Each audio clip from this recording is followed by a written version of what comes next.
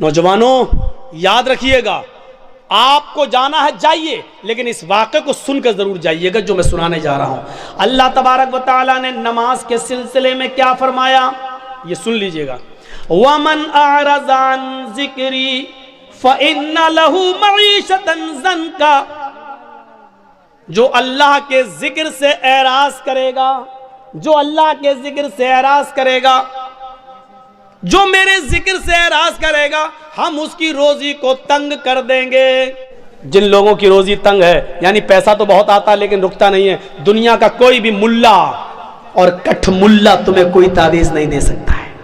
آتا تو بہت ہے پیسہ ہمارے پاس، ایک دن میں ہمارے پاس 50 60 80 ہزار روپے آ رہا ہے، لیکن شام ہونے سے پہلے سب ختم ہو جاتا۔ مولانا ہاں کیا بات، برکت نہیں ہو رہی پیسے میں، کوئی دعا دے دو۔ ارے یار وہ مولوی تجھے کیا دعا دے گا، بیچارہ وہ خود 10,000 روپے مہینے میں پڑھا رہا ہے، اس کی روزی میں خود برکت نہیں ہو رہی ہے، وہ خود 8,000 روپے مہینے میں پڑھا، وہ تو تجھے تعویذ دے گا، وہ تجھے کوئی راستہ بتائے گا؟ تو غلط جگہ پہ جا رہا ہے۔ وہ دل کی تسلی کے لیے کچھ لکھ کے دے دے، تو لٹکا لے، وہ الگ بات ہے، لیکن اللہ کی قسم مولوی کے پاس رزق میں برکت کی کوئی دعا نہیں ہے، مولوی کے پاس کوئی دعا نہیں ہے۔ اللہ نے صاف کہہ دیا اگر روزی میں برکت چاہتے ہو تو یہ طریقہ اپناؤ۔ وَمَنْ أَعْرَضَ عَنْ ذِكْرِي فَإِنَّ لَهُ مَعِيشَةً ضَنْكًا، جو میرے ذکر سے اعراض کرے گا۔ یہاں ذکر سے مراد نماز ہے، ذکر سے مراد نماز ہے۔ دیکھیے اللہ نے قرآن میں دوسری جگہ کہا فَإِذَا نُودِيَ لِلصَّلَاةِ مِنْ يَوْمِ الْجُمْعَةِ فَاسْعَوْا إِلَىٰ ذِكْرِ اللَّهِ یا ایھا الذین آمنوا اذا نودی للصلاۃ، اے ایمان والو جب تمہیں جمعے کی نماز کے لیے بلایا جائے، اذا نودی للصلاۃ، جب تمہیں نماز جمعہ کے لیے آواز دی جائے، یعنی اذان ہو، فاسعوا الی ذکر اللہ، تو تم دوڑ پڑو کہاں؟ اللہ کے ذکر کی طرف، یعنی نماز کے لیے۔ ذکر سے مراد کیا ہے؟ نماز۔ یہاں ذکر اللہ نے کس کو کہا؟ نماز کو۔ یہاں اللہ نے کیا کہا؟ وَمَنْ أَعْرَضَ عَنْ ذِكْرِي، جو میرے ذکر سے منہ موڑے گا، فَإِنَّ لَهُ مَعِيشَةً ضَنْكًا، ہم اس کی روزی تنگ کر دیں گے۔ میرے ذکر سے مراد نماز، یعنی نماز کے وقت جو منہ موڑے گا ہم اس کی روزی تنگ کر دیں گے۔ آپ نماز پڑھنا شروع کر دیجئے، روزی کے دروازے کھل جائیں گے، روزی کے دروازے کھل جائیں گے۔ اب اعراض کسے کہتے ہیں وہ بھی سن لیجئے، منہ موڑنا کسے کہتے ہیں؟ مثال دوں، یہاں ہم کیرم بورڈ کھیل رہے ہیں اور وہاں محسن کہہ رہا اللہ اکبر اللہ اکبر، ہم اللہ اکبر کی آواز سن کر بھی کیرم بورڈ کھیلنے میں لگے ہیں۔ اس کا مطلب یہ ہے کہ ہم نے نماز سے اعراض کر لیا ہے، ہم نماز کا انکار نہیں کر رہے ہیں، لیکن نماز کے وقت ہم نماز پڑھنے نہیں جا رہے ہیں، یہ ہے نماز سے اعراض۔ یہاں میچ ہو رہا ہے، انڈیا پاکستان کا میچ آ رہا ہے، یہاں اذان کی آواز آتی ہے حی علی الصلاۃ، آؤ نماز کے لیے۔ ہم سوچ رہے ہیں یار 5 اوور باقی رہ گیا ہے، ہم یہ دیکھ لیں۔ اگر یہ نہیں دیکھیں گے، اگر نماز پڑھنے جاتے ہیں تو میچ کا لطف نہیں لے پائیں گے، کون ہارا کون جیتا یہ تو پتہ چل جائے گا، لیکن میچ کا ایک ایک بال کا جو مزہ لینا ہے اور ایک ایک بیٹ شاٹ کا جو مزہ لینا وہ دیکھ کر ہی ملے گا۔ ہمیں معلوم ہے 5 اوور بہ گئے ہیں، لیکن 5 اوور کے دیکھنے کے چکر میں ہماری جماعت چلی جائے گی۔ ایسے موقع پر جماعت کو نظر انداز کر دینا اور میچ کو دیکھتے رہنا، یہ ہے نماز سے اعراض، یہ ہے نماز سے اعراض۔ جو نماز سے اعراض کرے گا ہم اس کی روزی کو تنگ کر دیں گے۔ اگر تمہیں اپنا علاج کرنا ہے تو نماز سے اعراض بند کرو، اذان کی آواز سنتے ہی فوراً مسجد کی طرف جاؤ اور نماز کی ادائیگی کرو۔ اللہ سے کہ ذکر سے اعراض کا بھیانک انجام کیا ہوتا ہے، اس انجام کی طرف میں تمہیں لانا چاہتا ہوں۔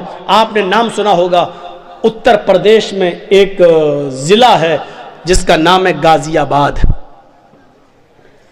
بائی روڈ جب آپ غازی آباد سے دلی جائیں گے، بائی ٹرین کی بات نہیں کر رہا ہوں میں، بائی روڈ جب آپ غازی آباد سے دلی جائیں گے تو غازی آباد اور دلی کے بیچ میں ایک قصبہ پڑتا ہے جس کا نام ہے لونی، جس کا نام ہے لونی۔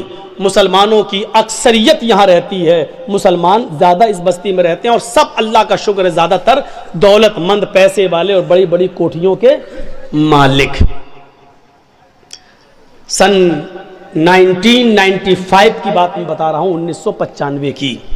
سنیے اللہ کے ذکر سے اعراض کا نتیجہ کیا ہوتا ہے. اللہ کا ذکر سے نماز سے کہ وقت جو نماز نہیں پڑھتا ہے تو اس سے منہ موڑنے کا نتیجہ کیا ہوتا ہے ذرا سنیے گا آپ. سن 1995 کے اندر 1995 کے اندر اس گاؤں کے اندر 2 سگے بھائیوں کی شادی ہونے والی تھی. 2 سگے بھائیوں کی بارات لونی سے ہٹ کر ایک دوسرے گاؤں میں جانا تھی اور لڑکیاں دونوں اسی گاؤں کی تھیں. ایک ساتھ بارات جانا تھی. ایک لڑکے کی بارات اس لڑکی کی یہاں, دوسرے لڑکے کی بارات دوسری لڑکی کی یہاں جانا تھی. گاؤں ایک ہی تھا اور بارات دونوں کی ایک ساتھ جانا تھی. صرف نکاح سے ایک دن پہلے ان 2 امیر باپ کے بیٹوں نے, ان دونوں بیٹوں نے سوچا کیوں نہ ہم اپنے یار اور دوستوں کو بلا کر آج کی رات کو رنگین کر لیں اور ڈانس کروا لیں, ناچ کروائیں, گانے سے ہم اپنی محفل کو سجائیں. تو ان لوگوں نے دلی جا کر, دونوں بھائیوں نے دلی جا کر دلی سے کچھ طوائفوں کو پیسہ دیا اور پیسہ دے کر ان کو رات بھر گانے کے لیے اور ناچنے کے لیے وہاں سے بک کر لیا اور ان کو لے آئے. ان دونوں بھائیوں کی گاڑی آگے آگے چل رہی ہے اور طوائفوں کی گاڑی پیچھے پیچھے چل رہی ہے. لونی آ جاتی ہے, عشاء کی نماز ہو چکی ہے, محفل سج گئی ہے, یار دوست بھی آ گئے ہیں, پورے گھر کے اندر دوست بھرے پڑے ہیں. دلی سے جو طوائفیں آئی تھی انہوں نے اپنا کارکرم شروع کر دیا. کارکرم شروع ہو گیا, ناچ شروع ہو گیا, گانا شروع ہو گیا. طوائفوں نے اپنے ٹھمکے دکھانا شروع کر دیے, اپنی کمر مٹکانا شروع کر دی. گانے میں ایک سے ایک بے شرم و بے حیا گانے گانے لگے. یہ دونوں بھائی اور ان کے یار دوست مزے لے لے کر اس رات کا مزہ لے رہے ہیں. ان طوائفوں کے چھلکتے ہوئے جسم اور ان کی کمر کے مٹکنے کا اور ٹھمکوں کا آنند لے رہے ہیں. رات کب گزر گئی پتہ نہیں چلا, رات کب گزر گئی پتہ نہیں چلا. صبح فجر کی آذان کی آواز آنے لگتی ہے, اللہ اکبر اللہ اکبر اللہ اکبر اللہ اکبر. ان دونوں بھائیوں کے مکان سے کوئی 200-300 میٹر کی دوری پر مسجد ہے اور اس مسجد سے ایک مؤذن اذان دے رہا ہے. اس کی اذان کی آواز اس گھر میں بھی آ رہی ہے جہاں ناچ و گانا ہو رہا ہے.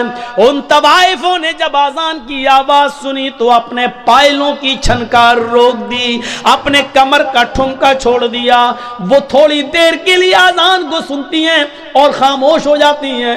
ان دونوں بھائیوں نے دیکھا کہ ان طوائفوں نے ناچنا چھوڑ دیا, انہوں نے گانا چھوڑ دیا, یہ سیدھی کھڑی ہو گئی ہیں. ان طوائفوں کے کھڑے ہو جانے سے اور خاموش ہو جانے سے ان دونوں بھائیوں کو بہت غصہ آیا. دونوں بھائیوں نے ان طوائفوں سے کہا, کیا ہوا, رک کیسے گئی ہو, یہ ٹھمکے دکھانا, ناچنا اور گانا تم نے بند کیسے کر دیا. ان طوائفوں نے کہا, صاحب یہ اذان کی آواز آ رہی ہے, اذان کی آواز آ رہی ہے, اذان کے احترام کی وجہ سے میں رک گئی ہوں. ان بھائیوں نے کہا, کیوں رکی ہو, نہیں ناچ گانا شروع کرو. ان طوائفوں نے کہا, دیکھیے صاحب ہم بھلے ہی گناہگار ہیں, ہم بھلے ہی مجبوری میں اپنے جسم کی نمائش کرتے ہیں اور ناچتے ہیں اور گاتے ہیں, لیکن اس کا یہ مطلب نہیں ہے کہ اذان کی آواز کا بھی ہم احترام نہ کریں. اتنا تو ہم مانتے ہیں, اتنا تو ڈر ہمیں بھی ہے. صاحب تھوڑی دیر کی تو بات ہے, اذان ہو جانے دیجئے, اس کے بعد ہم ناچنا اور گانا شروع کر دیں گے. ان دونوں بھائیوں نے جو جواب دیا وہ سنیے. ان دونوں بھائیوں نے جو جواب دیا وہ جواب یہ تھا, اذان تو دن بھر میں 5 مرتبہ ہوتی ہے, وہ تو ہوتی ہے, وہ تو پھر ہو جائے گی, لیکن تم تو بار بار نہیں آتی ہو, تم تو آج آئی ہو کل تھوڑی آؤ گی. مؤذن اپنا کام کر رہا, اس کو کرنے دو, تم اپنا کام شروع کرو, چلو ناچو.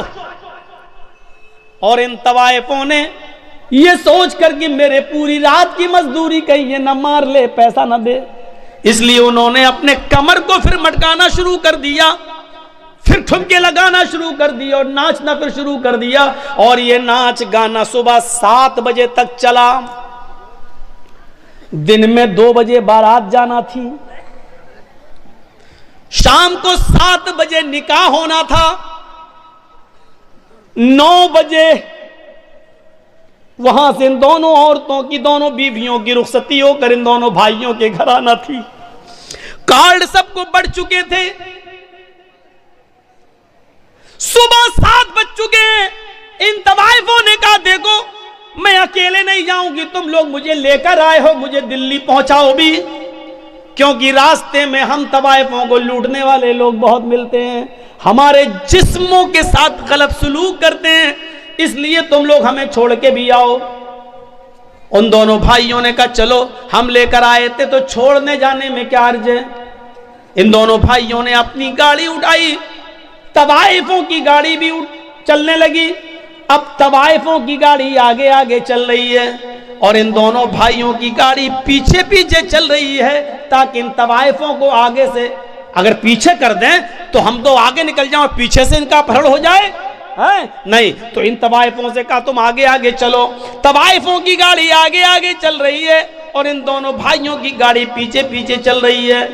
سردیوں کے دن ہیں، کوہرا بہت پڑ رہا ہے، سامنے سے ٹرک آ رہا ہے، سامنے سے ٹرک آنے کی وجہ سے طوائفوں کے ڈرائیور نے تھوڑا سا کراس کیا اور گاڑی کو نکال لیا، لیکن ان دونوں بھائیوں کے ڈرائیور نے شراب پی رکھی تھی، رات بھر شراب کا جام پیتا رہا اور ناچ و گانا دیکھتا رہا، یہ صحیح سے کراس نہیں کر پایا اور آنے والے ٹرک نے اتنی زور سے دھکا مارا ان دونوں بھائیوں کی گاڑی میں کہ گاڑی جمپنگ کرتے ہوئے 25-30 فٹ دور جا کے گرتی ہے اور بالکل دھوست ہو جاتی ہے، بالکل ختم ہو جاتی ہے۔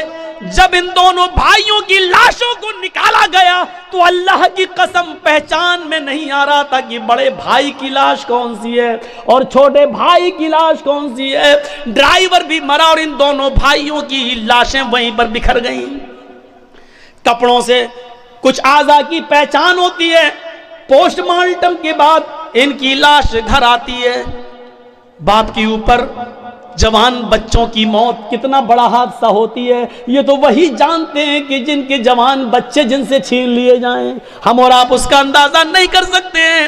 میرے بھائیو، اب لاش کہیں بدبو نہ دینے لگے، اس لیے حکم ہوتا ہے کہ عشاء کی نماز کے بعد ان کو دفنایا جائے گا، ان کی مٹی ہوگی، لاش کہیں بدبو نہ دینے لگے۔ سوچئے ذرا تھوڑی دیر کے اندر کتنا منظر بدل گیا ہے۔ ابھی تھوڑی دیر کے بعد آج ہی کے دن ان کو نہلا دھلا کر نئے کپڑے پہنا کر میرے بھائیوں ان کو بارات لے کر لڑکیوں کے گاؤں میں جانا تھا، لیکن اب تھوڑی دیر کے بعد نہلا دھلا کر ان کو لڑکیوں کے گاؤں میں نہیں بلکہ قبرستان لے جایا جائے گا۔ تھوڑی دیر میں کتنی چیزیں بدل گئی ہیں۔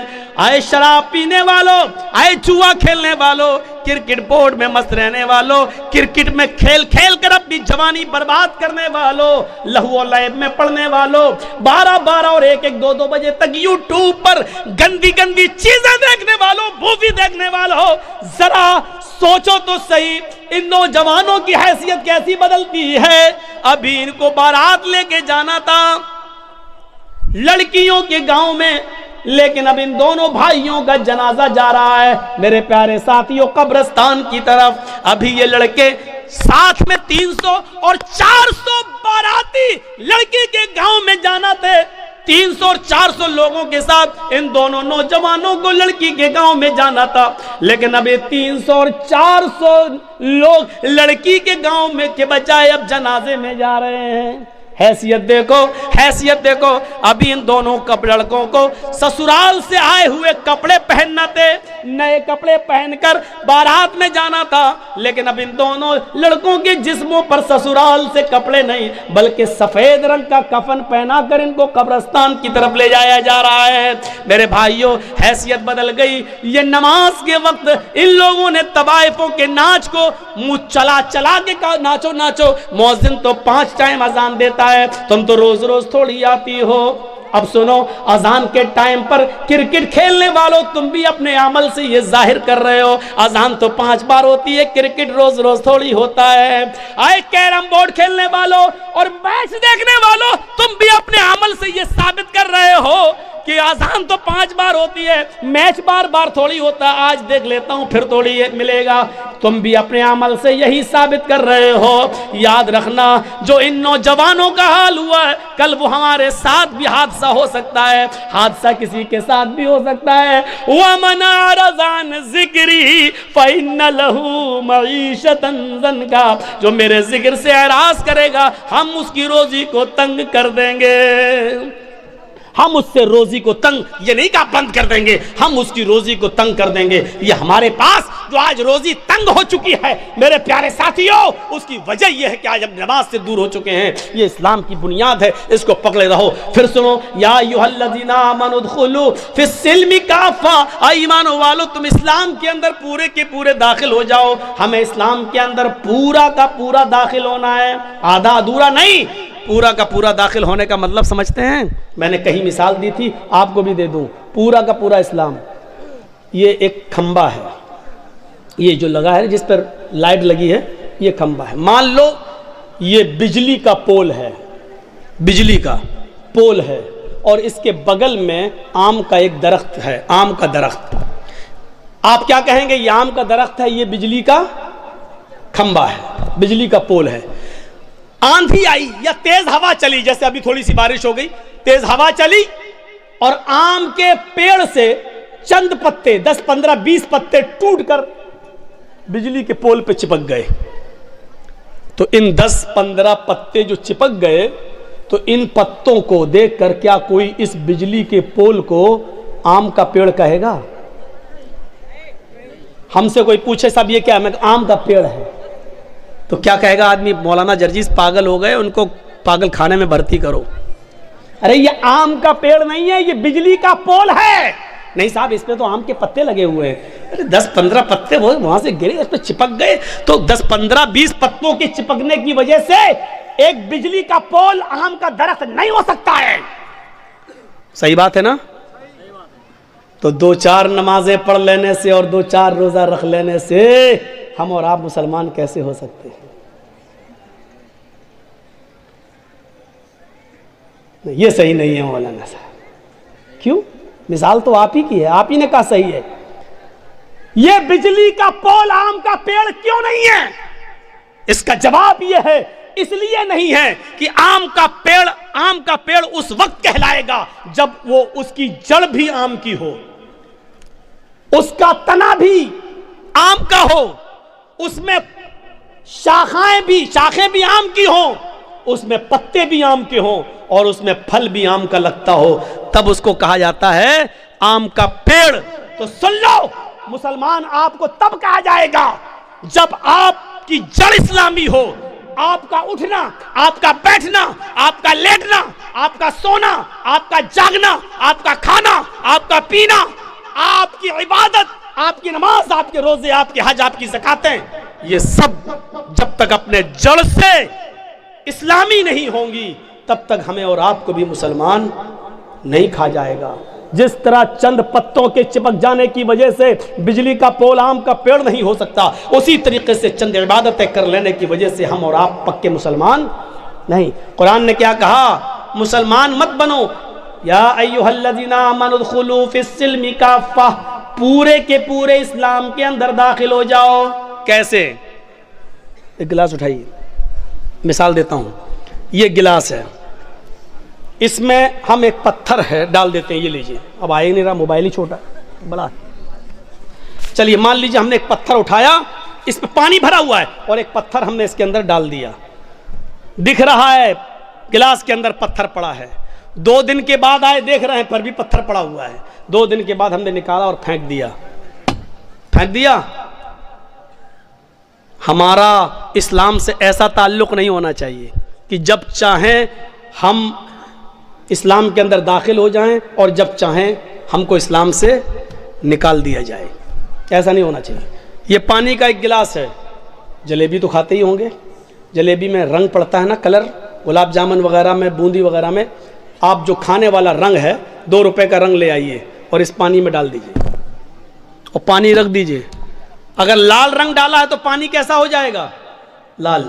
گرین کلر ڈالا ہے تو پانی کیسا ہو جائے گا؟ گرین.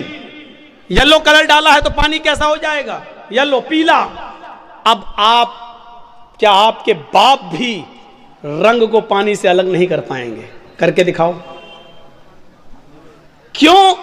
پانی میں جب رنگ پڑ گیا تو پانی نے فوراً رنگ کو اپنے اندر جذب کر لیا اور رنگ نے بھی پانی کو اپنے رنگ میں ڈھال لیا. دونوں طرف سے بات ہوئی نا. پانی میں رنگ ڈالا گیا، پانی نے فوراً رنگ کو اپنے اندر جذب کر لیا، لیکن رنگ نے بھی پانی کو اپنے رنگ میں ڈھال لیا. اب آپ رنگ کو الگ کرنا چاہو پانی سے تو رنگ پانی سے الگ نہیں ہو سکتا، اور پانی کو الگ کرنا چاہو رنگ سے تو پانی بھی الگ نہیں ہو سکتا. پھینک دو گے بیکار ہو سکتا ہے لیکن الگ نہیں ہو سکتا ہے.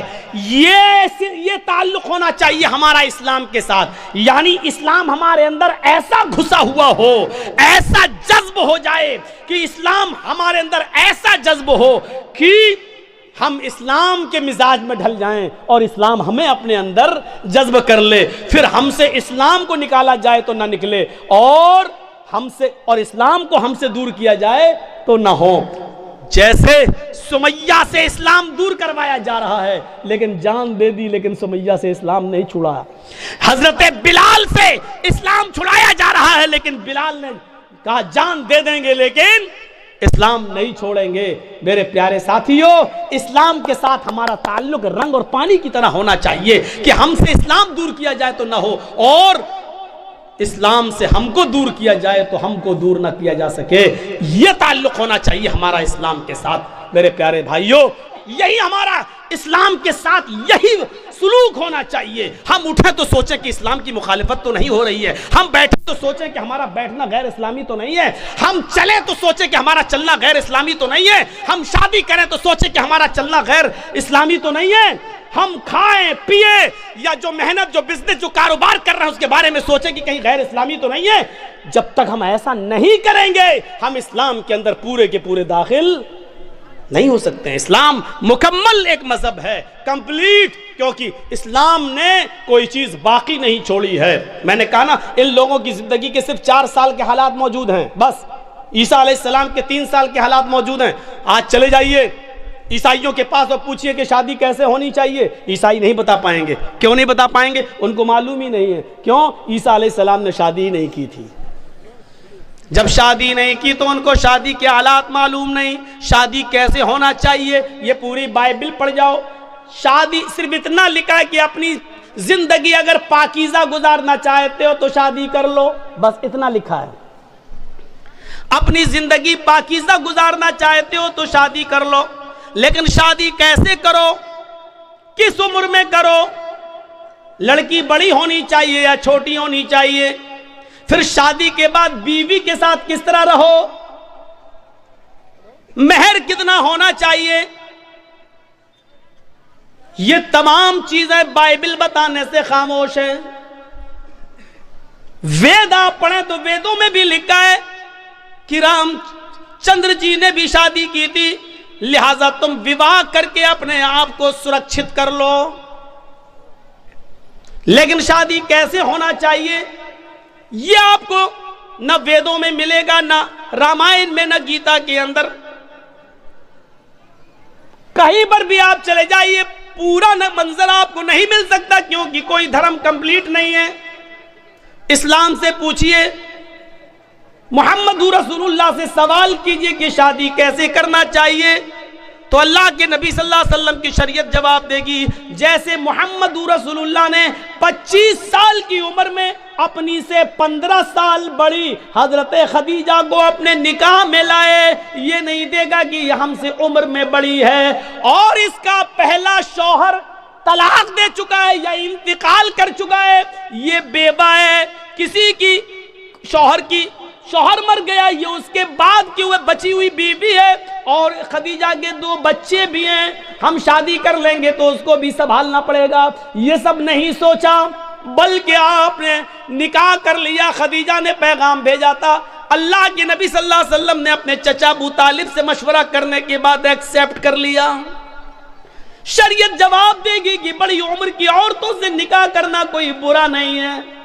پھر شریعت یہ بھی کہتی ہے, محمد رسول اللہ جواب دیں گے کہ میں نے عائشہ سے بھی نکاح کیا جو ہم سے عمر میں بہت چھوٹی ہیں, لہٰذا اگر کوئی چھوٹی عمر سے شادی کرنا چاہے تو چھوٹی عمر کی لڑکی سے بھی نکاح کیا جا سکتا ہے, اس میں کوئی برائی نہیں ہے. لیکن رہنا ویسے, اگر تمہاری بیوی عمر میں بڑی ہے تو ویسے رہو جیسے میں خدیجہ کے ساتھ رہا. اگر تمہاری بیوی عمر میں چھوٹی ہے تو ویسے رہو جیسے میں عائشہ کے ساتھ رہا. غور کیجئے, آپ کو ایک ایک چیز کا ثبوت ملتا چلا جائے گا, کوئی چیز باقی نہیں ہے. یہاں تک کہ سونے کے آداب تک لکھے, میاں اور بیوی کو کس طرح اپنی زندگی گزارنا چاہیے وہ تک ملے گا. یہاں تک کہ میاں اور بیوی کے جسمانی اور شاریرک سمبند کیسے ہونا چاہیے, جناب محمد رسول اللہ نے اس کو بھی باقی نہیں چھوڑا.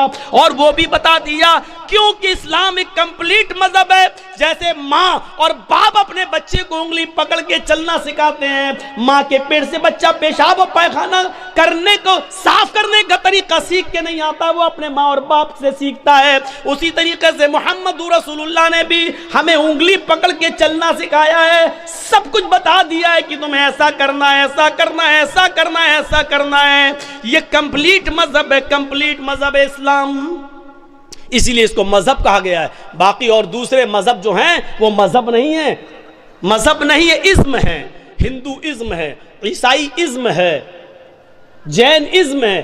ازم کا مطلب ہوتا ہے جس میں باؤنڈری نہ ہو, اور مذہب کا مطلب ہوتا ہے جس میں باؤنڈیشن ہو, جس میں باؤنڈیشن ہو. کچھ جانور حلال ہیں, کھا سکتے ہو, لیکن ہر جانور نہیں کھا سکتے ہو. چائے پی سکتے ہو, دودھ پی سکتے ہو, لیکن ہر پینے والی چیز نہیں پی سکتے ہو. شراب نہیں.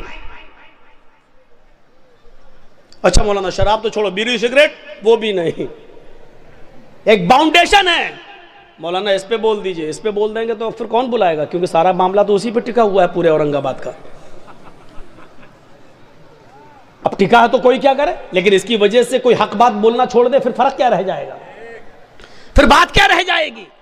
میرے پیارے ساتھیوں, حق بات اگر آپ کے اور ہمارے خلاف جائے تو جانا چاہیے. مولانا کو باؤنڈیشن نہیں کرنا چاہیے, نہیں اس پہ نہیں بول سکتے, اس پہ بول سکتے, اس پہ نہیں. ہمیں اپنے آپ کو سدھارنا چاہیے. اسلام کو اپنی مرضی کے مطابق ہمیں اور آپ کو نہیں ڈھالنا ہے, بلکہ اسلام کے منشا کے مطابق ہمیں اور آپ کو چلنا چاہیے. یہ ہونا چاہیے اسلام, یہ ہونا چاہیے اسلام.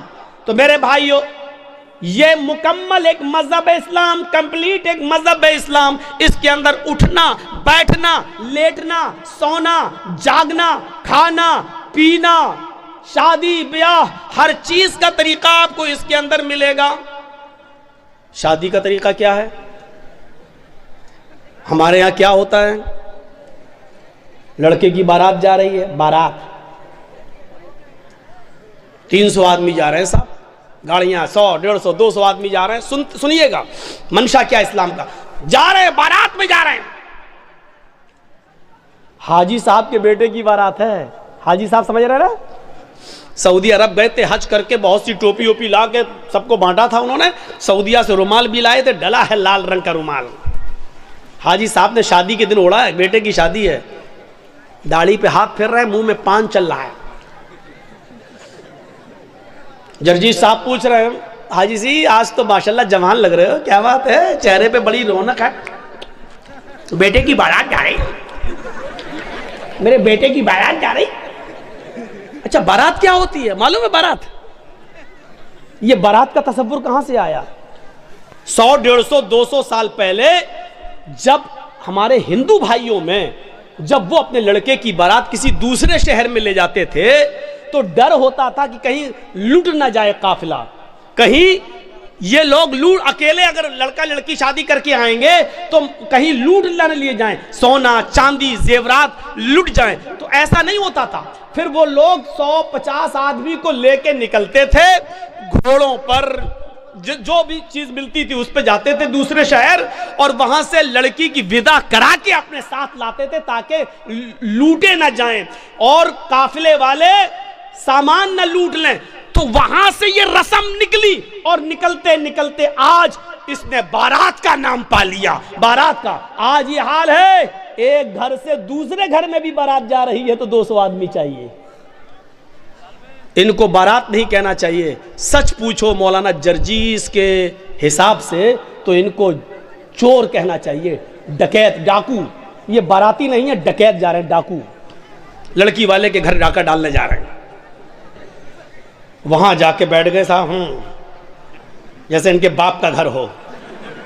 اب غریب لڑکی والا بیچارہ وہ ان کو اچھے سے اچھا کھلا رہا ہے، وہ جانتا ہے کہ اگر کھانے پینے میں تھوڑی سی بھی کمی ہو گئی تو زندگی بھر میری بیٹی کو تانا مارے گا۔ یہ پورا سماج جتنے آئے ہیں، یہ چور، یہ ڈکیت، یہ سب تانا ماریں گے، دیکھو اس کے باپ نے ایسا کھلایا، کوئی عزت نہیں کی ہے۔ تو بیچارہ وہ ان چوروں کا پیٹ بھرنے کے لیے ان ڈکیتوں کا حلق تک ٹھوس دیتا ہے، لو کھاؤ، پہلے ناشتہ پھر کھانا، یہاں تک ٹھوس دیتا ہے اس کے صرف اس لیے کہ میری بیٹی کا گھر بس جائے، جبکہ اس کا قرض ادا کرنے کے لیے بیچارہ سالوں سال اس کا بیاج دیتا رہتا ہے لیکن قرض ادا نہیں کر پاتا ہے۔ یہ کون سوچے گا؟ ان غریب لڑکیوں کے جو ہاتھ پیلے نہیں ہو رہے ہیں، یہ کون سوچے گا؟ ذرا تصور کرو کہ ایک موٹر سائیکل پہ وہ لڑکا کیسے بیٹھ جاتا ہے، ہر ہر۔ صاحب بڑی اچھی گاڑی ہے ماشاءاللہ، کہاں سے ملی، کتنے میں خریدی؟ جہیز میں ملی، جہیز میں ملی۔ ارے اس کو کہنا چاہیے بھیک میں ملی، کہتا جہیز میں ملی۔ اس کو کہنا چاہیے میرے سسر نے مجھے انٹرنیشنل بھکاری سمجھ کے دی، وہ کہتا گفٹ میں دی۔ نام بدل گئے، دیکھ لیجئے آپ، جو چیز بھیک میں ملی اس کو کہہ رہا جہیز میں ملی، اس کو کہہ رہا جہیز میں ملی۔ جس کو کہنا چاہیے میرے سسر نے مجھے انٹرنیشنل بھکاری سمجھ کے دیا، بھیک میں دی، اس کو گفٹ کہہ رہا ہے، گفٹ۔ ارے نام بدل دینے سے حیثیت نہیں بدل دی جاتی ہے۔ شراب کا نام دوا رکھ دو تو شراب شرابی رہے گی، دوا نہیں ہو جائے گی۔ مولانا جرجیس کی شیروانی اتار کر کسی سور کو پہنا دو تو کیا وہ سور مولانا جرجیس بن جائے گا؟ لباس بدل دینے سے سور سور ہی رہے گا، گدھا گدھا ہی رہے گا، کتا کتا ہی رہے گا، بھیک بھیک ہی رہے گی۔ اس کا نام دہیج جہیز رکھ دینے سے معاف کرنا، بھیک کا نام نہیں بدل جائے گا۔ عورتوں نے ننگے پن کا نام فیشن رکھ دیا۔ کیا رکھ دیا؟ فیشن۔ اللہ کے رسول نے تو نہیں کہا وہ فیشن ہے، اللہ کے نبی نے تو کہا نساء کاسیات عاریات۔ ایک ایسا زمانہ آ جائے گا کہ تم عورتوں کو دیکھو گی کہ وہ کپڑے پہنے ہوں گی لیکن ننگی ہوں گی۔ اللہ کے نبی نے تو یہ کہا تھا کہ وہ کپڑے پہنے ہوں گی لیکن ننگی ہوں گی۔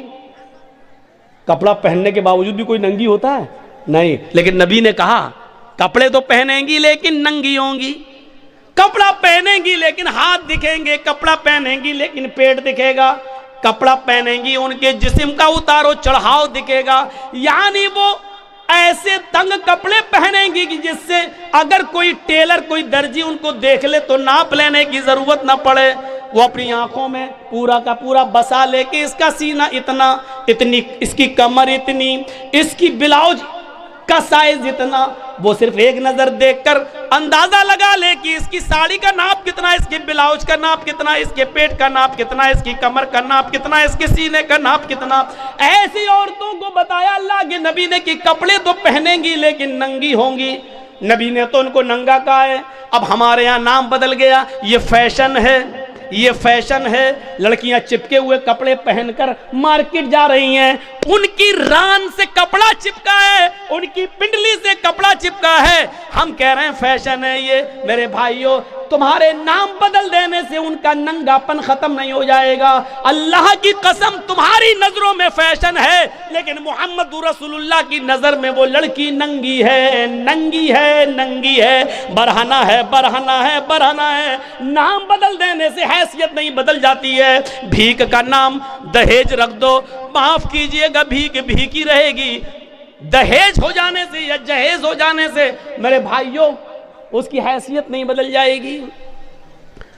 اور جہیز کس کو کہتے ہیں؟ دہیج تو ہندی لفظ ہے، اردو میں اس کو کہتے ہیں جہیز۔ اگر دیکھا جائے تو جہز یجہز و تجہیز اس سامان کو کہتے ہیں جو میت کے ساتھ جاتا ہے قبرستان تک. کہتے نہیں تجہیز و تکفین ہو گئی اس کی، عربی میں بولا جاتا ہے اردو میں کہ اس کی تجہیز، ایک فلاں آدمی مر گیا، انتقال ہو گیا ہے، اس کی تجہیز، اس کی تکفین 2 بجے ہوگی. اس کا مطلب کیا ہے؟ تجہیز سے بنا ہے جہیز. مرنے والے کے ساتھ جو سامان جاتا ہے، کفن افن وغیرہ، چارپائی وغیرہ، اس کو کہا جاتا ہے جہیز. آج وہ جہیز شادی کے بعد ہمیں ملتا ہے. ذرا اندازہ لگائیے گا کہ کتنا برا لفظ ہے جو مرنے کے بعد میت کے ساتھ جاتا ہے، وہ ہم شادی کے موقع پر لیتے ہیں جہیز کے نام پر. اتنا سننے کے باوجود بھی وہ پاگل ہی ہوگا جو کل شادی کرے اور پھر جہیز لے لے. یہ سننے کے بعد بھی. اب غور کریں آپ، شادی ہمارے یہاں کیسی ہو رہی ہے؟ پہلے باراتی پہنچ گئے، اب چلو چور و ڈکیت کہہ دیا کافی ہے، اب باراتی کہہ دے رہا ہوں، بار بار برا نہ لگے. پہنچ گئے، ہو گیا سب. لیکن اللہ کے رسول کے زمانے میں شادی کیسی ہوتی تھی؟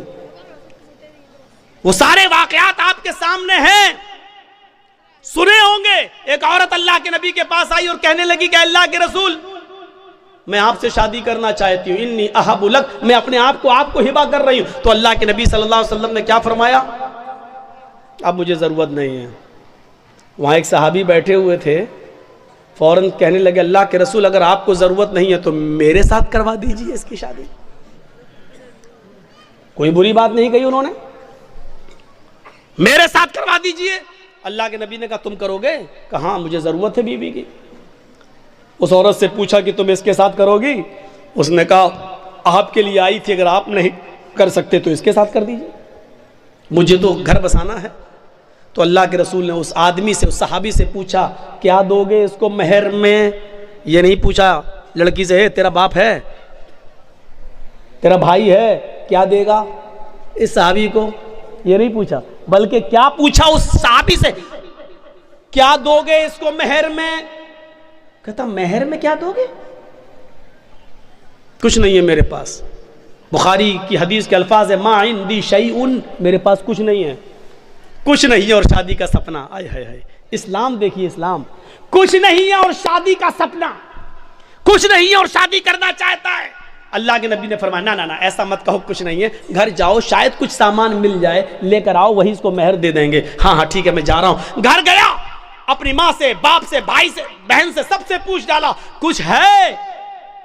پتہ چلا کچھ نہیں ہے. آیا کہ اللہ کے رسول گھر میں کوئی چیز نہیں ملی.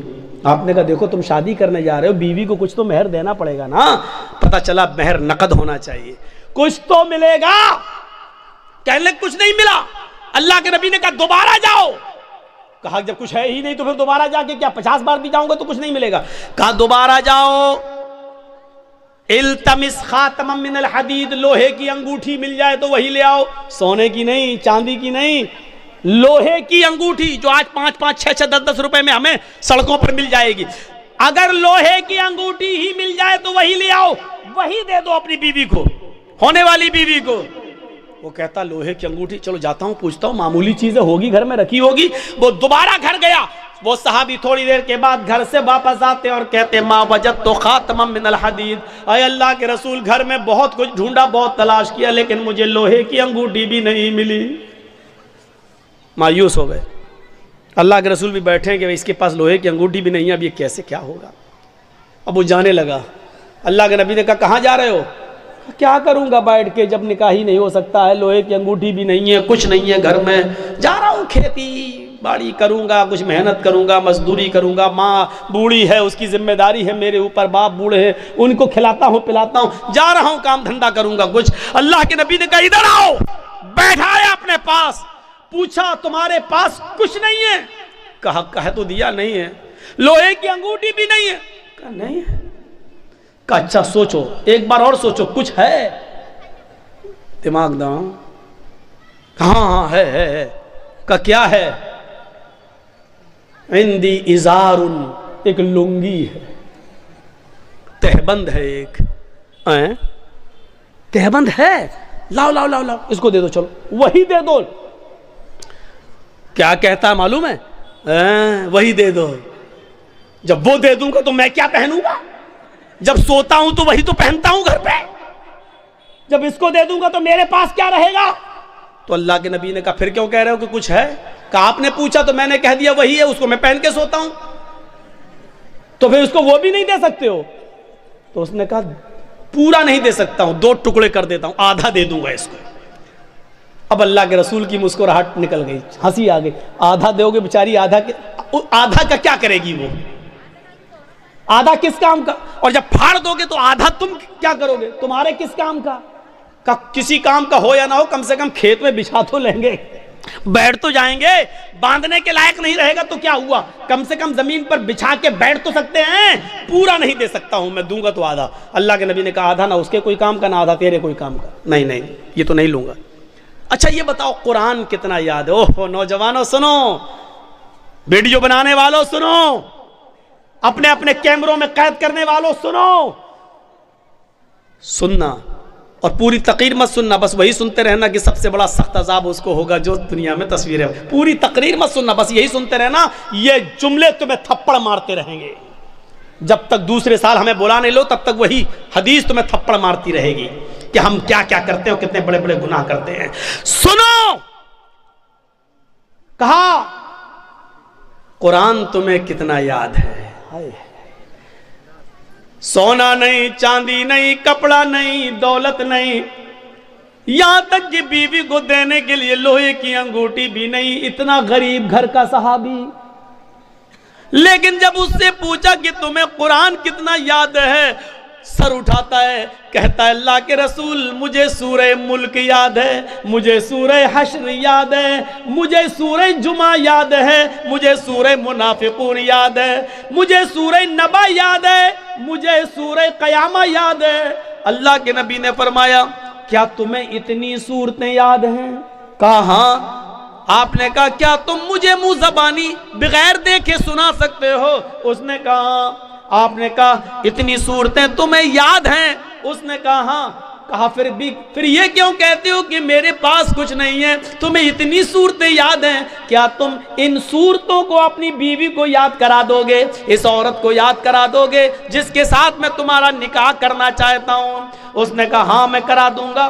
اس عورت سے پوچھا اگر تیرے شوہر کے تیرے نکاح کے مہر میں اگر قرآن کے ان صورتوں کو میں مہر بنا دوں اور انہی صورتوں کو تو اپنا مہر مان لے تو کیا تو اس سے نکاح قبول کر لے گی؟ کیا ان قرآن کی صورتوں کو اپنا مہر مان لے گی؟ کہنے لگی روتے ہوئے اے اللہ کے نبی، جس عورت کی شادی میں، جس عورت کے نکاح میں قرآن کی صورتیں مہر بن جائیں، اس سے زیادہ بابرکت نکاح کس کا ہو سکتا ہے؟ اس سے زیادہ پاکیزہ نکاح کس کا ہو سکتا ہے؟ پھر اللہ کے نبی نے ان صورتوں کو ہی مہر بنا دیا اور اس کے بعد نکاح پڑھا دیا۔ اس عورت کا نہ کوئی باپ تھا، نہ چچا تھا، نہ بھائی تھا، اس لیے خود اللہ کے رسول قاضی کی حیثیت سے اس کے ولی بن گئے، سرپرست بن گئے، اور آپ نے اس کا نکاح کر کے اسی دن بھیج دیا۔ نہ بارات کا پتہ تھا، نہ ابڑنے کا پتہ تھا، نہ ہلدی کا پتہ تھا، نہ مہندی کا پتہ تھا، نہ لڑکیاں لڑکے کو دیکھنے آئیں، نہ لڑکی والے دیکھنے آئے، وہیں پر نکاح ہوا اور سب کچھ ہو گیا سارا۔ اور سنو، یہ نکاح جتنی سادگی کے ساتھ ہوا، 1400 سال کے بعد آج بھی اس نکاح کا چرچا ہوتا ہے، اس نکاح کا تذکرہ ہوتا ہے، اس نکاح کا ذکر ہوتا ہے۔ 1400 سال کے بعد بھی اس نکاح کا ذکر ہو رہا ہے۔ تو میرے بھائیوں، میں کہنا یہ چاہ رہا تھا کہ اسلام مکمل ایک مذہب ہے، مکمل کمپلیٹ ایک دین ہے، کمپلیٹ۔ اسلام کے علاوہ کوئی دین کمپلیٹ نہیں ہے۔ اسلام کی خصوصیت ایک اور ہے، کیا ہے؟ یہ دین معتدل ہے۔ معتدل کس کو کہتے ہیں؟ آئیے ذرا سن لیجئے۔ دین معتدل، اعتدال، جس کے اندر میاں نہ روی ہو، جس کے اندر نہ بہت زیادتی ہو نہ بہت کمی ہو، اعتدال، یہ صرف اسلام کی خصوصیت ہے۔ کیا ہوا؟ کچھ ہوا ہے؟ بارش ہو رہا ہے تو تھوڑا دیر بیٹھیے، جب تیز ہوگی تو سب سے پہلے تو ہم ہی بھاگیں گے۔ جب تک ہم بیٹھیں تب تک آپ بیٹھے رہیے۔ سنیے، اچھا پنڈال ہے، بارڈر پروف پنڈال ہے، آپ لوگ ڈریے نہیں. صحابہ کرام نے اسلام کے لیے اپنی جانیں لٹا دیں، آپ تھوڑی سی بارش برداشت نہیں کر سکتے ہیں؟ بیٹھیے، آج آپ کے ایمان کا امتحان لینا ہے، آج آپ کے ایمان کا امتحان لینا ہے. جو یوگی اور مودی کا پرستار ہے وہ جائے، جو محمد الرسول اللہ کا پرستار ہے وہ بیٹھے، جو ایمان جس کے دل میں ہے وہ بیٹھے. جس کو ان سیاسی لیڈروں سے محبت ہے وہ جائے، جس کو ایمان سے پیار نہ ہو وہ جائے، جس کو محمد رسول اللہ کی شریعت سے پیار ہے وہ یہاں بیٹھے، وہ یہاں سنے. میرے بھائیو، اسلام ایسے ہی نہیں ملا ہے، ایسے ہی نہیں ملا ہے. صحابہ کی قربانیوں کے بعد، ان کی گردنیں کٹنے کے بعد، ان کی شہادتوں کے بعد یہ اسلام ہم تک آیا ہے. سمیہ رضی اللہ تعالیٰ عنہ نے اپنی شرمگاہ میں نیزہ داخل کروایا تھا، لیکن اللہ اللہ کہتی رہی تھی. اس کے دونوں پیر باندھ دیے گئے تھے، چیر دی گئی، جسم سے دو ٹکڑے کر دیے گئے، لیکن اسلام کو نہیں چھوڑا. آؤ، تم سمیہ جیسی صحابیات کے ایمان پہ بھروسہ کرتے ہو تو بیٹھو. ان کی طرح ایمان اگر تمہارے دلوں میں موجود ہے تو بیٹھو. اور دیکھتا ہوں کہ کون ہے جو بارش کے چند قطروں سے ڈر کے بھاگتا ہے، اور کون ہے جو اپنے ایمان کی مضبوطی کا ثبوت پیش کرتا ہے. میرے پیارے ساتھیوں، آپ کو بیٹھنا ہوگا، اور جس کو جانا ہو جائے. جس کے جیب میں نوٹوں کی گڈی ہو اور بارش کے قطروں سے اس کے بھیگ جانے کا ڈر ہو وہ جائے یہاں سے. مولوی جرجیز کو ایسے جوانوں کی ضرورت نہیں ہے، ایسے جوانوں کی ضرورت نہیں ہے. جرجیز کا راہ بڑا مشکل ہے، جرجیز کا راستہ بڑا کٹھن ہے. ہمارے راستے پر وہ چلے جو کانٹوں پہ چلنا جانتا ہو، ہمارے راستوں پہ وہ چلے جو آگ کے انگاروں پر جس کو ڈر ہو کہ ہمارے پیروں میں پھلک پڑ جائیں گے وہ جائے. اور جس کو امید ہے کہ ہم آگ کے انگاروں پہ چل جائیں گے قرآن و حدیث کی آواز سن کر، جس کو ایمان کے لیے آگ کے انگاروں پہ چلنا گوارا ہو وہ یہاں بیٹھے. اب دیکھتا ہوں کہ کس کے ایمان میں کتنی طاقت ہے اور کس کا ایمان کتنا کمزور ہے. میں نے دونوں چیزیں بتا دی ہیں آپ کے سامنے. اسلام ایک دین معتدل ہے، میاں نہ روی، برابری، اس کے اندر نہ زیادتی ہے نہ کمی ہے. سنیے، اسلام کی پہلی بنیاد 5 چیزوں پر جو رکھی گئی ہے، اس کی پہلی بنیاد کیا ہے؟ کلمہ طیبہ، لا الہ الا اللہ محمد رسول اللہ. یہ کلمہ پڑھنا ضروری ہے، لیکن کسی کو زبردستی پڑھوا کر اس کو مسلمان کرنا اسلام کے اندر حرام ہے. اس کے بعد اسلام کی دوسری بنیاد آتی ہے نماز. نماز فرض ہے، بہت ضروری ہے، لیکن اپنا کام دھندا چھوڑ کے 24 گھنٹے سجدوں پہ سجدے ٹھونکے رہنا، یہ اسلام نے اس کو جائز قرار نہیں دیا ہے. جمعہ کی نماز فرض ہے ہر مسلمان مرد پر، عاقل اور بالغ پر، لیکن جمعہ کی نماز کے لیے صبح آ جاؤ اور شام تک مسجد میں رہ کر سجدوں پہ سجدے کرتے رہو، یہ نہیں سکھایا. بلکہ کہا فَإِذَا قُضِيَتِ الصَّلَاةُ فَانتَشِرُوا فِي الْأَرْضِ. جب نماز جمعہ ہو جائے تو آپ مسجد خالی کر دو اور رکشہ چلاؤ، لکڑیاں اکٹھی کرو، جنگلوں سے لا کر بازار میں بیچو، محنت کرو، مزدوری کرو، کھیتی کرو، باڑی کرو، اور اپنی بیوی اور بچوں کا پیٹ پالو، ان کے لیے محنت اور مزدوری کرو. اسلام نے یہ شکشا دی ہے. نماز فرض ہے، لیکن 24 گھنٹے سجدہ کرنا اسلام کے اندر جائز نہیں ہے. زکوٰۃ غریبوں کی بہت بڑی ہمدردی ہے. آپ کے پاس ایک لمٹ ہے، ہندو دھرم میں بھی زکوٰۃ ہے لیکن لمٹ نہیں ہے. یہ اسلام لمٹ متعین کرتا ہے. کتنا سونا ہونا چاہیے تب کتنی زکوٰۃ ہوگی، چاندی کتنی ہونی چاہیے تب اس پر زکوٰۃ ہوگی. سونا اور چاندی نہیں ہے لیکن پیسہ ہے، کتنا پیسہ ہوگی اس پہ زکوٰۃ ہوگی. آپ کے پاس مچھلیوں کی تالاب ہے تو کتنی مچھلیاں ہونی چاہیے جس پر آپ کے پاس زکوٰۃ ہوگی. آپ کے پاس بکریاں کتنی ہیں کہ جس پر کیا آپ کے اوپر زکوٰۃ فرض ہے. آپ کھیتی باڑی کرتے، کتنا دھان ہونا چاہیے کہ آپ کے اوپر زکوٰۃ ہے، کتنا گیہوں ہونا چاہیے کہ اس پر آپ زکوٰۃ دیں گے. بارش کے پانی سے کھیتی پیدا ہوئی ہے تو اس پر کتنی زکوٰۃ ہے. بارش نہیں ہوئی ہے، آپ نے پیسہ دے کر پانی خرید کر کھیتوں میں دیا ہے تو اس کے پانی سے جو پیداوار ہوئی اس پر کتنی زکوٰۃ ہے. اسلام نے ایک ایک چیز کو کمپلیٹ کر دیا اور بتا دیا ہے. موقع نہیں ہے کہ ان ساری چیزوں کو آپ کے سامنے رکھا جائے. آپ کے سامنے رکھا جائے.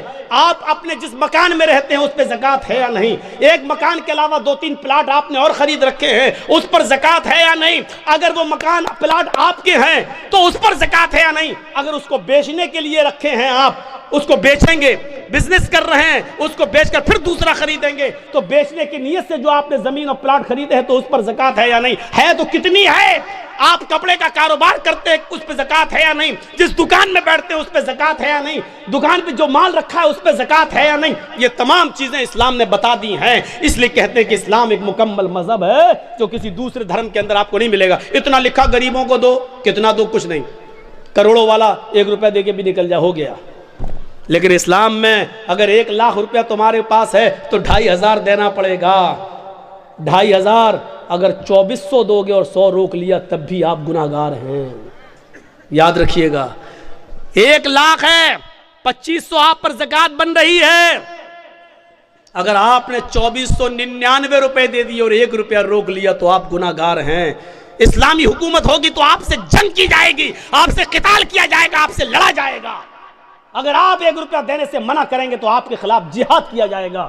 میرے بھائیوں سوچو، یہ اسلامی رولز ہیں۔ یہ بڑے بیٹھے بڑے بڑے چودھری اور سرمایہ دار، بڑی بڑی بلڈنگوں کے مالک، آج جن کے پاس کروڑوں کی ملکیتیں ہیں، حساب لو تم زکات دیتے ہو یا نہیں دیتے ہو اپنے مال کی پوری پوری۔ اسلامی حکومت ہوتی تو زبردستی لے لیا جاتا، نہیں ہے۔ وہ کہے گا بے حق آج تو مولویوں کو سب سے زیادہ سننا پڑتی ہے، آ گئے صبح صبح میرے پاس لینے، بیٹھو 10 بجے اٹھیں گے، صاحب سو رہے ہیں۔ اللہ کا شکر ادا کرو کہ ان مولویوں نے تمہارے لیے بہت آسانی پیدا کر دی، ورنہ ذمہ داری تمہاری تھی مدرسوں میں پیسہ پہنچانے کی۔ یہ تمہارے گھر آ کر تمہیں عذاب الہی سے بچا رہے ہیں، تمہارے گھر آ کر، اور تم ان مولویوں کے بارے میں کہتے ہو کہ جاؤ صبح آنا، جاؤ 10 بجے آنا، بھی ہم سو رہے ہیں۔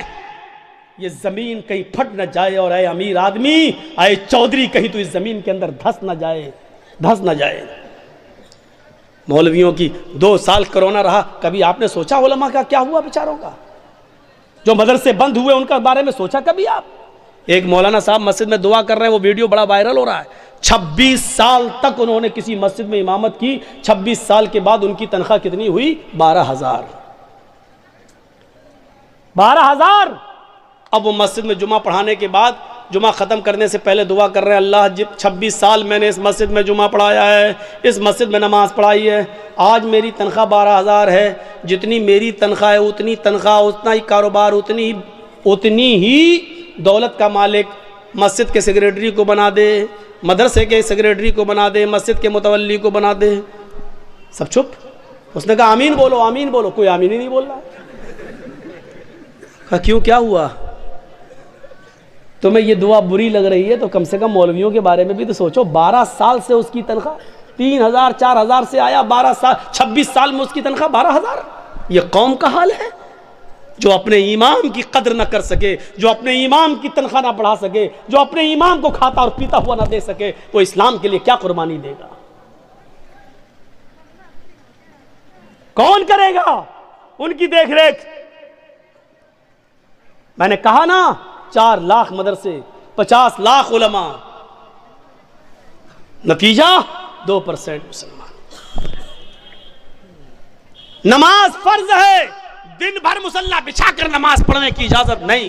زکوٰۃ فرض ہے، لیکن اسلام نے یہ بھی نہیں کہا کہ تمہارے پاس جو کچھ سب غریبوں میں دے دو اور خود فقیر بن جاؤ، یہ بھی جائز نہیں ہے۔ دیکھ رہے ہیں آپ، اور جو ایسا کرتا ہے وہ بیوقوف اور پاگل ہے۔ اسلام نے جتنا بتایا اتنا دو، اس کے بعد جو اور دے سکتے ہو وہ تمہارا صدقہ و خیرات ہوگا۔ زکوٰۃ جتنی بنتی ہے اتنی تو دو کم سے کم، لیکن پورا کا پورا سب کچھ لٹا دینا اور اپنے آپ کو کنگال کر دینا، اسلام نے یہ نہیں سکھایا۔ آخری چیز ہے اسلام کی حج، بہت بڑی نعمت ہے، حج فرض ہے۔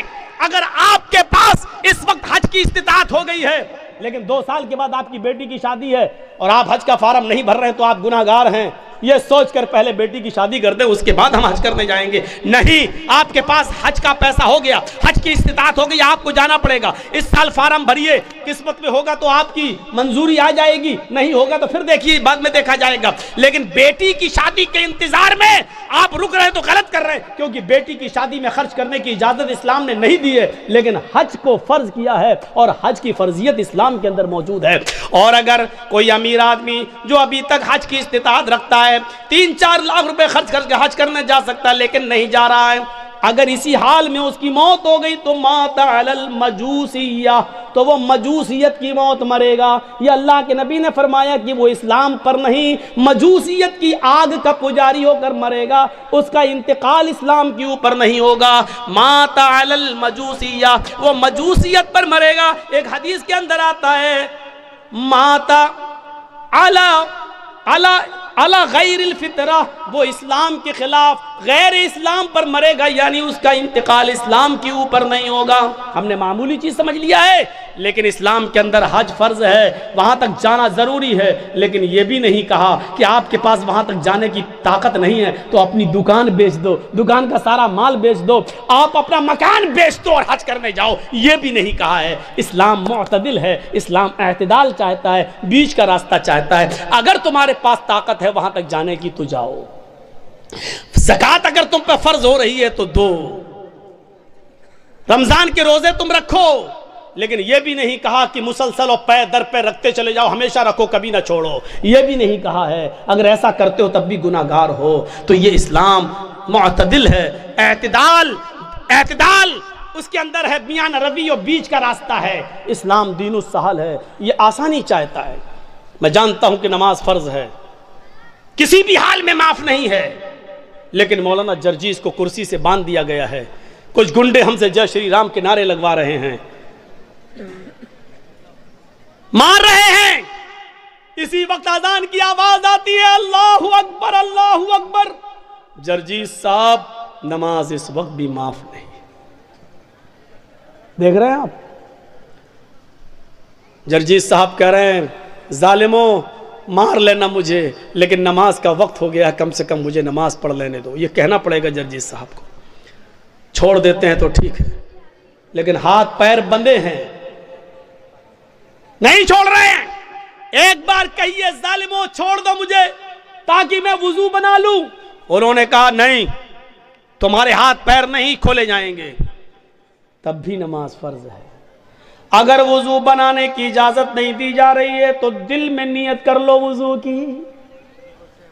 سن رہے ہیں, مار پڑ رہی ہے, دشمن سامنے کھڑا ہے, نوجوانوں تمہارے اوپر تو یہ کچھ بھی نہیں ہو رہا ہے, اور پھر بھی تم سوتے رہتے ہو, بنے ہو محمد اسلم, محمد اکرم, محمد اظہر, محمد فلاں. اوہ سنو, مار لگ رہی ہے, ڈنڈوں پہ ڈنڈے برسائے جا رہے ہیں. تھوڑی دیر بعد ہماری روح نکل جائے گی, کیونکہ ان لنچنگ کرنے والوں نے ہمیں چھوڑا نہیں ہے, مار مار کے ماری ڈالا ہے. ان کو نشہ ہے کسی طاقت کا, ان کو نشہ ہے کسی کے پاور میں ہونے کا. ان کو معلوم ہے کہ ہم کچھ بھی کر لیں, ہماری کتنی ویڈیو بن جائے, ہمارے اوپر جس کا ہاتھ ہے وہ کچھ نہیں ہوگا. نہ پولیس ہماری FIR کرے گی, اور کرے گی بھی تو سرکار ہمارے مقدمے واپس لے لے گی. ان کو معلوم ہے یہ سب کچھ, اس نشے نے ان کو مجبور کر دیا, لیکن نماز اس حال میں بھی پڑھنا پڑے گی. آسانی کیا ہے؟ نماز فرض ہے, یہ سختی ہے, لیکن آسانی کیا ہے؟ اگر وہ تمہیں وضو نہیں بنانے دے رہے ہیں تو تم دل میں نیت کر لو وضو کی. اگر وہ تمہیں کھول نہیں رہے ہیں, قبلے کی طرف تمہارا چہرہ نہیں کرنے دے رہے ہیں, تو دل میں نیت کر لو اگر میرا چہرہ کھلا ہوتا تو میں قبلے کی طرف کر لیتا. اے اللہ, میرے لیے قبلہ آج بدلنے کی طاقت نہیں ہے, میرے لیے یہ لوگ میرا چہرہ قبلے کی طرف نہیں کر سکتے. لیکن اینما تولوا وجوہکم, ہم جہاں کہیں بھی ہیں, جس طرف بھی میرا چہرہ ہے, تو تو اپنے علم کے اعتبار سے ہر جگہ ہے. اے اللہ, میری نیت کو ہی میرے لیے قبلہ بنا دے. لیکن نماز پھر بھی پڑھنا پڑے گی. اللہ اکبر کہنے کے لیے ہاتھ نہیں اٹھ رہے ہیں, ہاتھ پیر باندھ دیے گئے ہیں, تو زبان سے ہی کہہ دو اللہ اکبر. ہاتھ نہیں باندھ پا رہے ہو تو مت باندھو. اب اگر تمہیں ہاتھ باندھ کر دعائیں نہیں پڑھنے کا موقع مل رہا ہے تو ایسے ہی پڑھتے رہو زبان سے, الحمدللہ رب العالمین الرحمن الرحیم مالک یوم الدین. نماز اس حال میں بھی تمہیں پڑھنا پڑے گی. آسانی یہ ہے کہ جس کنڈیشن میں ہو اسی کنڈیشن میں پڑھ لو, لیکن معاف نہیں ہے. سہولت بھی دیکھو, وضو کے لیے وضو نہیں بنانے دیا جا رہا ہے تو دل میں نیت کر لو، ہو گیا۔ یہ ہے آسانی۔ اسلام دین السہل ہے، اتنی آسانی دنیا کی کسی مذہب کے اندر نہیں ہے۔ سفر میں رمضان کا روزہ نہیں رکھ سکتے ہو، سفر میں ہے، جا رہے ہو، چھوڑ دو، کوئی مذائقہ نہیں۔ وَإِن كُنتُمْ فِي سَفَرٍ، اگر تم سفر میں ہو تو تم اس روزے کو چھوڑ دو، جب سفر پورا ہو جائے بعد میں جتنے روزے تمہارے چھوٹے ہیں وہ رمضان کے بعد انہیں پورے کر لو۔ میرے بھائی، یہ قرآن اس بات کی اجازت دیتا ہے، شریعت اس بات کی اجازت دیتی ہے۔ اور آج تمہیں ایک آسانی دین کے اندر سہولت کا ایک منظر دکھاؤں کہ ایک صحابی اللہ کے نبی کے پاس آئے اور آ کر کہنے لگے، اے اللہ کے نبی میں تو برباد ہو گئے۔ اللہ کے نبی نے کہا کیا ہوا؟ کہا میں بتا نہیں سکتا ہوں۔ کہا بتا نہیں سکتا تو راستہ کیسے نکلے گا تیرے لیے؟ کہا اللہ کے نبی شرم آتی ہے، کیسے بتاؤں؟ کہا ان اللہ لا یستحی من الحق، اللہ تعالیٰ حق بات سے نہیں شرماتا۔ اس نے کہا اللہ کے رسول، روزے کی حالت میں بیوی سے ہم بستری کر لی۔ رمضان کا روزہ تھا، روزہ فرض روزہ میں رکھا ہوا تھا اور روزے کی حالت میں بیوی سے ہم بستری کر لی۔ اللہ کے نبی نے کہا اوف، تو چلیے ہو گئی غلطی، کوئی بات نہیں، کفارہ ادا کر دو۔ کفارہ مطلب پراشچت، کفارہ ادا کر دو، اس کا دنڈ ہے، اسلام نے بتایا ہے، وہ پورا کر لو۔ کہنے لگا نہیں معلوم کیا ہے؟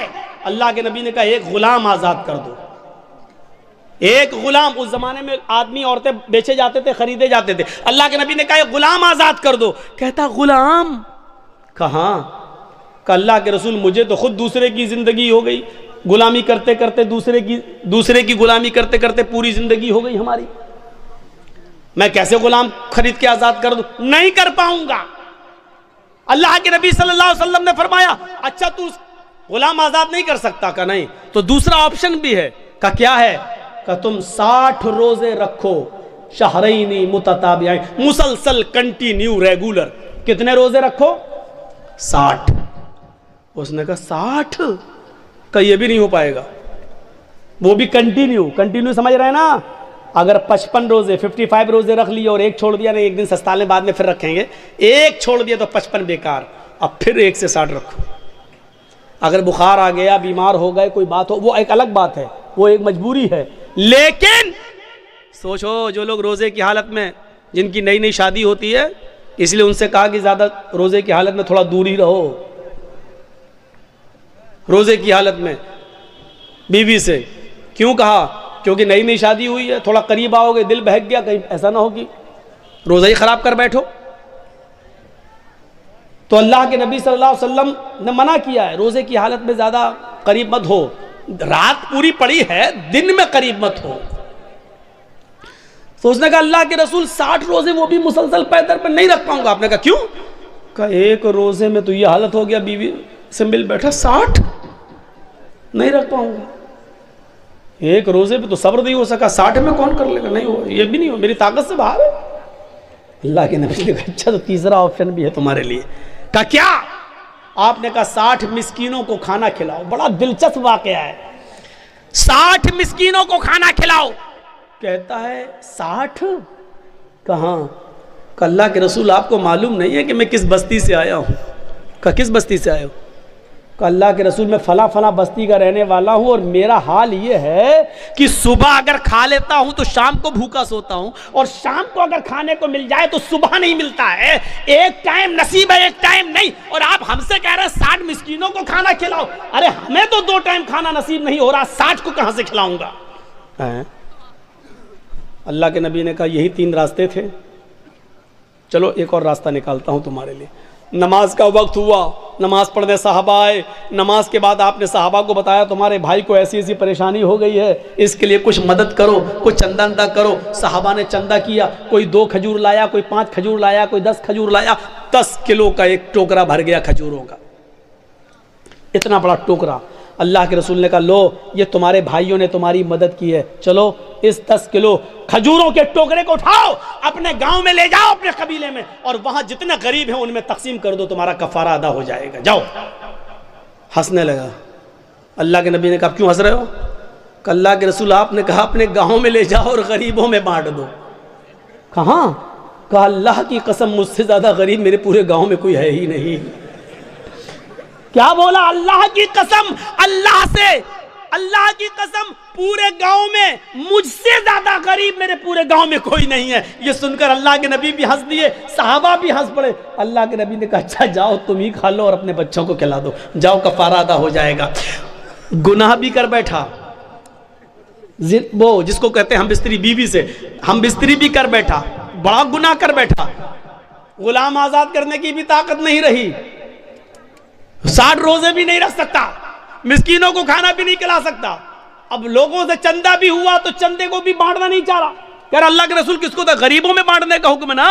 غریبوں میں کیسے بانٹوں؟ مجھ سے زیادہ تو کوئی غریب ہے ہی نہیں میرے پورے گاؤں میں. تو اللہ کے رسول نے کہا جب تجھ سے زیادہ کوئی نہیں ہے تو یہ تیرے ہی لیے جائز ہو گیا، تیرے بچوں کے لیے جائز ہو گیا. جا کھا لے اور تیرا گناہ بھی معاف، تیرا وہ کفارہ بھی ادا ہو جائے گا. ذرا تصور کرو کہ اس سے زیادہ سہولت اور اس سے زیادہ آسانی ہمیں اور آپ کو کہاں ملے گی. یہ اسلام ہے، اسلام یہ دین السہل ہے، دین السہل. اس لیے میرے بھائیوں اس پر عمل کریے.